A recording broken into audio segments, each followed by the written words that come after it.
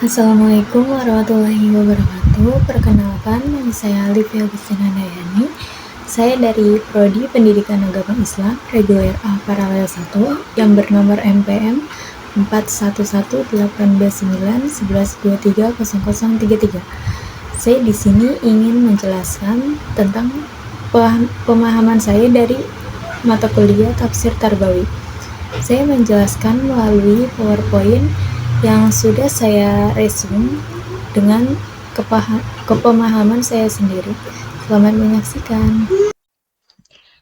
Bismillahirrahmanirrahim. Yang terhormat dosen pengampu mata kuliah Tafsir Tarbawi Bapak Dr. Akmal Rizky Gunawan Hasibuan STHIMA, dan yang saya muliakan teman-temanku semua.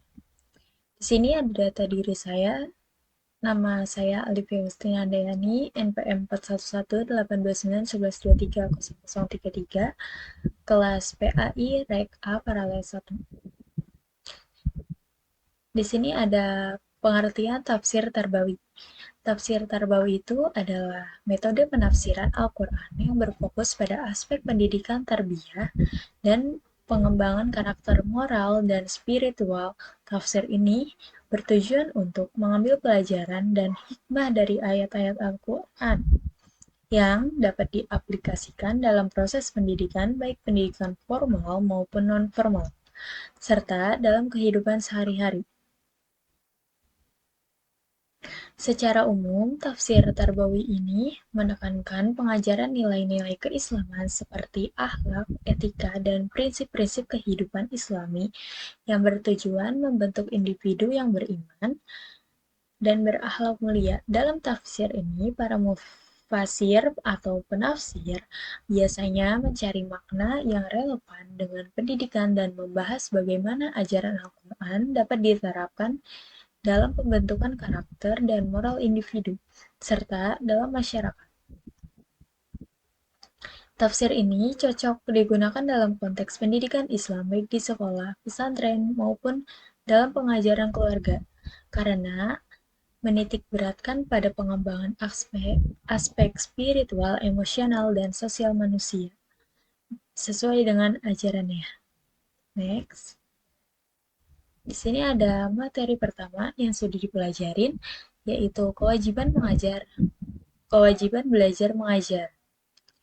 Arti kata belajar dalam buku Kamus Umum Bahasa Indonesia adalah berusaha memperoleh kepandaian atau ilmu. Belajar adalah suatu usaha sadar yang dilakukan oleh individu dalam perubahan tingkah lakunya, baik melalui latihan dan pengalamannya yang menyangkut aspek kognitif, afektif, dan fisik motor untuk memperoleh tujuan tertentu.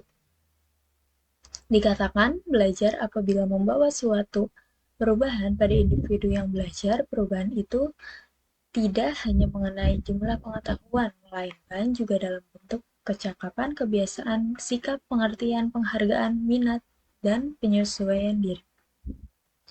Next, belajar memiliki dua aspek, yaitu aspek formal dan aspek informal.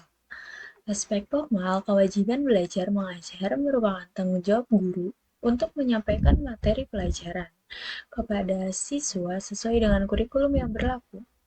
Proses ini melibatkan penyampaian pengetahuan, keterampilan, dan nilai-nilai yang dibutuhkan siswa untuk berkembang. Yang kedua, ada aspek informal. Kewajiban belajar mengajar tidak hanya mencakup proses formal di kelas, tetapi juga mencakup kegiatan di luar kelas yang membantu siswa dalam mengembangkan potensi dan kepribadian mereka. Hal ini meliputi bimbingan konseling dan kegiatan ekstrakurikuler. Lanjut, di sini ada tujuan kewajiban belajar mengajar. Tujuannya yang pertama, membentuk generasi berkualitas, membangun karakter, kompetensi, dan pengetahuan. Yang kedua, meningkatkan kualitas sumber daya manusia, menghasilkan individu yang produktif dan inovatif. Yang ketiga, membangun bangsa yang maju, mempersiapkan generasi penerus yang siap menghadapi tantangan global. Di sini ada peran orang tua dalam mendukung kewajiban belajar mengajar. Pertama, membangun lingkungan belajar menciptakan suasana rumah yang mendukung pembelajaran, menyediakan ruang belajar yang nyaman, dan menyediakan sumber belajar yang memadai.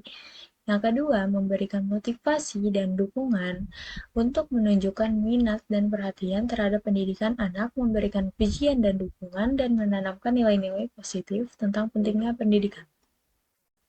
Yang ketiga, berkomunikasi dengan guru dengan terlibat dalam kegiatan sekolah, berkoordinasi dengan guru untuk memantau perkembangan anak dan memberikan masukan untuk meningkatkan proses pembelajaran.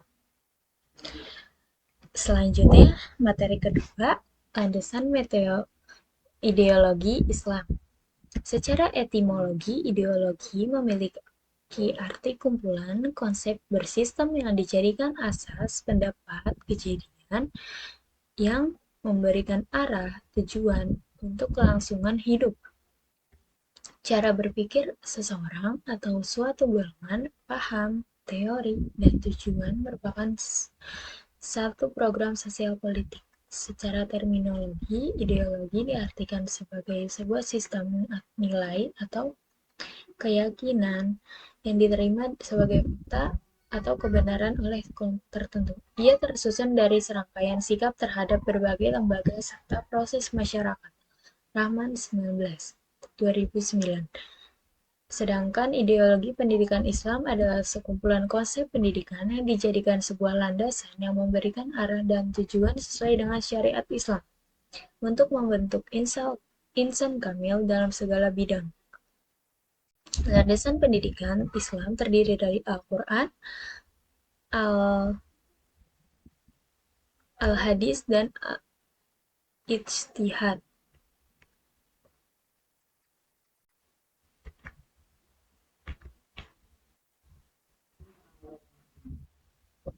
Selanjutnya ada kesimpulan bahwa belajar mengajar kewajiban bagi setiap muslim, baik laki-laki maupun perempuan, tanpa adanya batasan waktu. Ilmu yang diperoleh dari proses belajar tidak hanya membantu menyelesaikan masalah dunia, tetapi juga mengangkat derajat seseorang di hadapan Allah. Pendidikan dalam Islam mencakup ilmu agama dan ilmu dunia, dan dilakukan sepanjang hidup. Dengan ilmu, seseorang dapat memperbaiki akidah, ibadah, dan akhlak, sehingga memudahkannya meraih kebahagiaan di dunia dan di akhirat.